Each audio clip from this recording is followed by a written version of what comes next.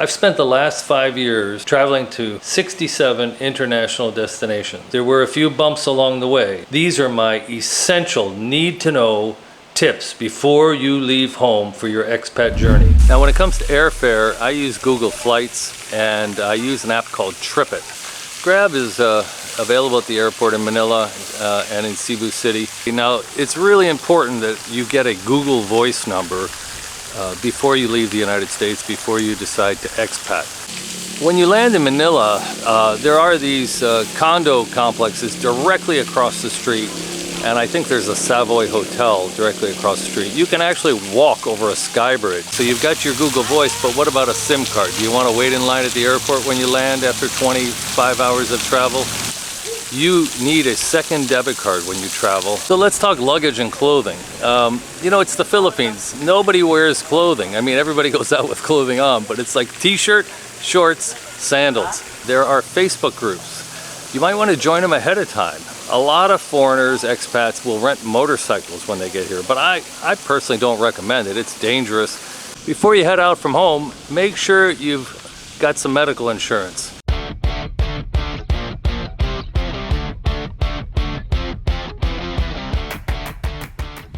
Let's talk transportation tools. I use an app called TripIt, which has a free version. I've been using it for years. The nice thing is, whenever you get a confirmation email, hotel, transportation, airfare, airlines, it automatically populates. You don't have to sit there punching in the date, the airline number, none of that stuff. It reads your email and populates, and then you have something ready to go. It tells you where to be, when to be there, all your transportation. It counts how many days you have left. Not a promotion, but that's a great app. I recommend everybody get that before they expat, before they travel. And then I book all my own flights on Google Flights. So you want to use that tool, but in the Philippines you want to use it 30 to 60 days ahead of time. 60 days you're going to get the better deals. The flights can be really inexpensive, especially if you're not dragging a lot of luggage around. And the problem is, if you book them within the last 2 weeks, you'll pay double, triple, quadruple. And if it's a connecting flight, the cheap flight might have a 10-hour layover or an overnight layover. So you want to try and book those ahead of time. Okay, now it's really important that you get a Google Voice number before you leave the United States, before you decide to expat. It's free. It's going to allow you a texting when you're overseas. So while you're expating, a lot of services that you rely on, Google, email service, your bank, PayPal, a lot of payment systems, they're going to want two-step verification, and your cell phone number is not going to work. So you need a Google Voice number, which they can send you the PIN number that you're going to need to log in to your bank, or if you lose your password for any of your services. It's really critical. Now, let's talk about the need for a second debit card. You need a second debit card when you travel. Okay, it's absolutely important that you have a credit card or a debit card that does not charge international transaction fees.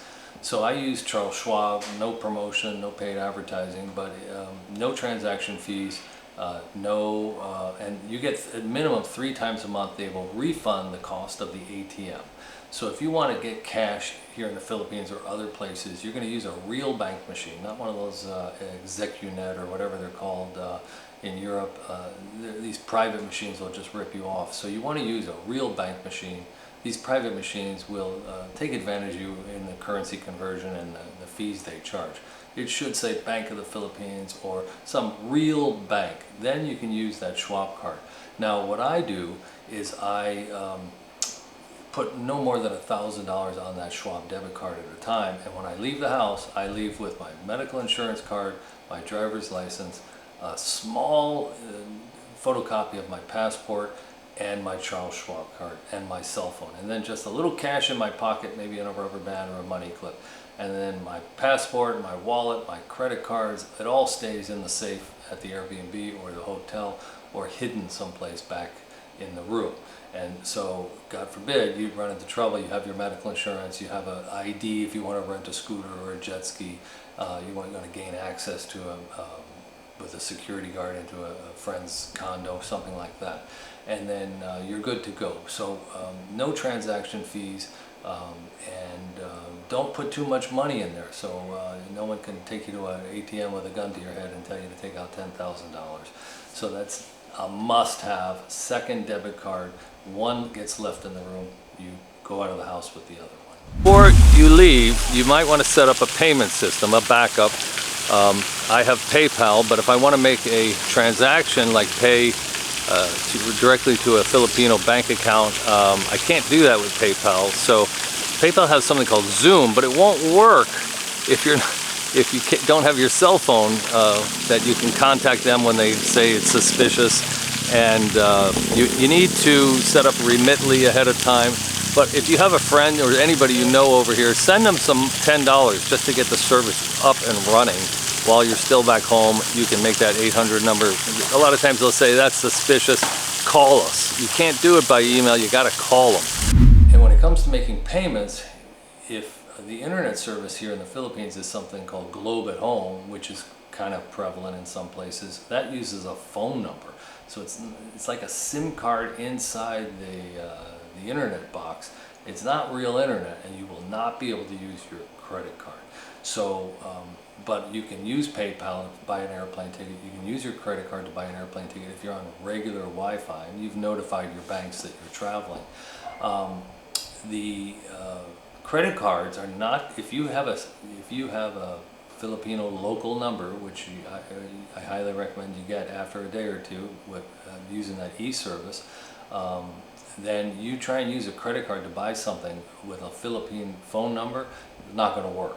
You need to, but physically at the bank, at the store, you want to go buy a TV for $1,000, that credit card will work. But if you try and buy it online at their version of Amazon, which is like Lazada or Shopee, it's not going to work. Now before you come, check out the Facebook groups for where you're going. If you were, for example, coming to Cagayan de Oro, you could just join the Cagayan de Oro expat Facebook group for the city of Cagayan de Oro. It's not that big, 100 people. Or you could join the Mindanao expat group with about 1,700 people.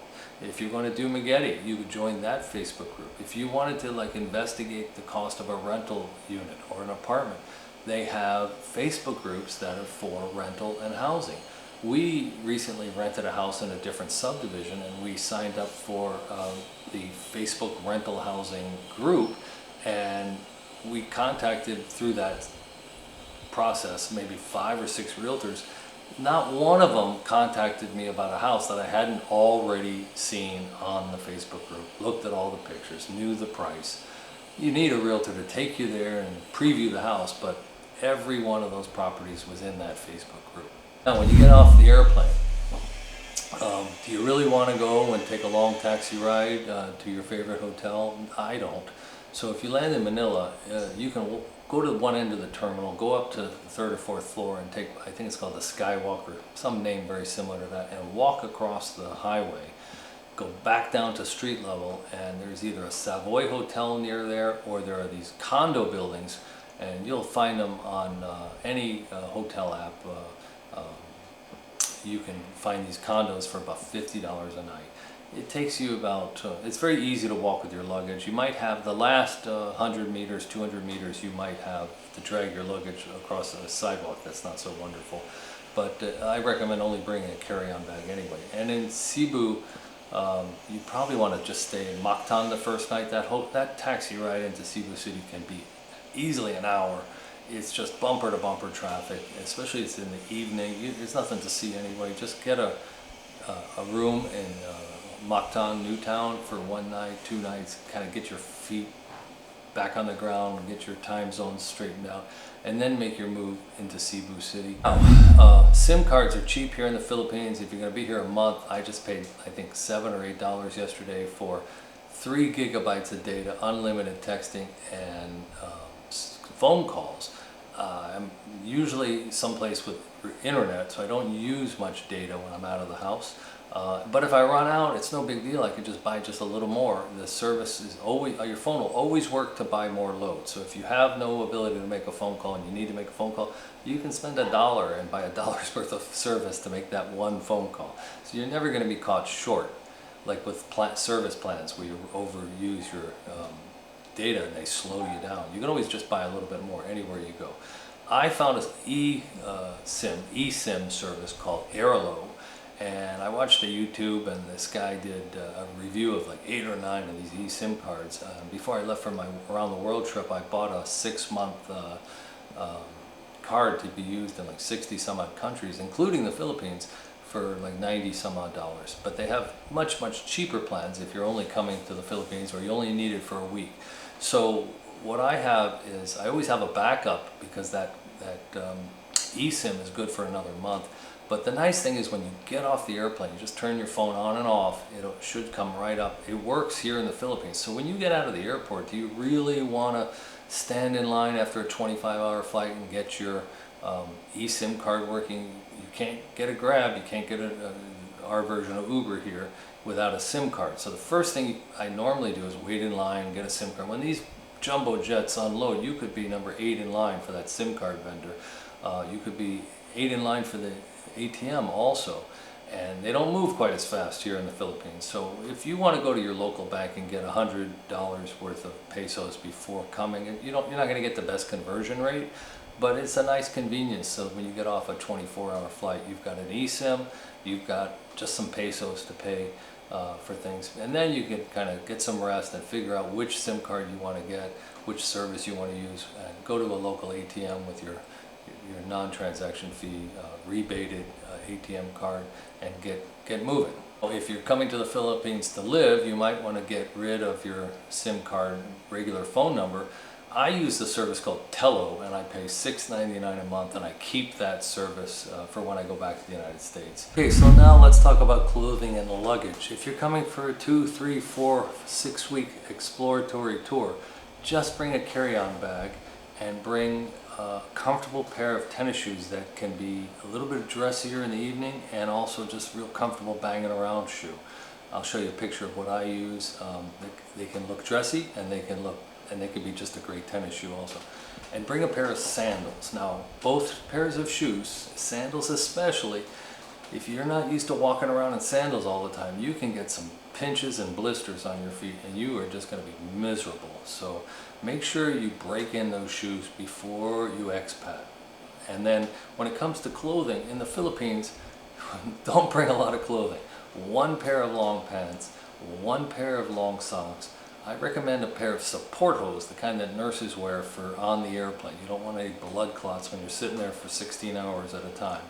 And then just some short gray or white socks for your tennis shoes, the kind that are real small. And then 7 pairs of underwear, 7 t-shirts, 2 collared shirts, and 1 very light jacket just in case you get caught in the rain, and then one of those portable umbrellas. And really, that's about it. A carry-on bag and a 7 to 10 liter shoulder bag. Put in your toiletries, your wet toiletries, your dry toiletries. Don't bring your computer, bring an iPad if you have one. You don't want to drag the computer around or have a risk getting stolen. And that's about it. That's all you need. Don't bring a lot of luggage. And finally, let's talk transportation. Again, in Asia, Grab is the Uber. You have to sign up while you're at home for both Uber and Grab. Change your phone number to the Google Group's phone number, because you will never communicate with your US-based phone number or your Europe-based cell phone number. And in Cebu City and Manila, you can use Grab. However, you can just jump in a taxi. Now, when you're at the airport, there's usually a kiosk. I know there is in Manila. Don't just walk up to the taxi with your luggage, and you'll have to turn around and go find that kiosk. It's not too far away. Tell him where you're going. He'll give you a carbon copy. You'll give that to the taxi, and he'll take you to the hotel. But for your transportation, a lot of expats rent motorbikes, for like $100 a month. But driving out here is really insane. And at night, people are not using their headlights. There's dogs jerking and racing into the road. There's jeepneys that are only traveling 30 miles an hour. The trikes are only going 15 to 20 miles an hour. Everyone's passing in the other lane, coming right at you. Personally, I would just take a taxi or a trike for the first month I was here, and I wouldn't even consider a motorcycle until I was living here long term. It's just not worth the risk. Now, I used to own a Harley Fat Boy. I'm not adverse to riding a motorcycle, but you know, unless you really want to do some touring as part of your travel, you know, and it's a challenge because, like, if you go to Bohol, you really want to rent a motorcycle, and it's an hour-and-a-half drive, beautiful drive out to Chocolate Hills, but you know, you can rent a nice Toyota and have a guide drive. It's really reasonably priced. You don't save too much. It can be quite dangerous. Almost everybody I've ever met or talked to has either gone down or is gonna go down on their bike because it's just, the roads are full of potholes and bumps. There's so many people parked along the side of the road, food stands, dogs jumping in the road. It's just a little bit of chaos, and I encourage you to think twice before taking a motorcycle on your first time out here. We've talked about things that an expat has to have. These are essentials, expat essentials before getting on that airplane. When you land, these are the things you need to take care of ahead of time, and go ahead and get these services up and running. Get your PayPal account, get your Zoom or Remitly, get your Charles Schwab card, get your Google Voice, get your travel t-shirts. So join Chrissy and I next time for more on Philippine Essentials, expat tips, flying me to the Philippines. Thanks for joining today.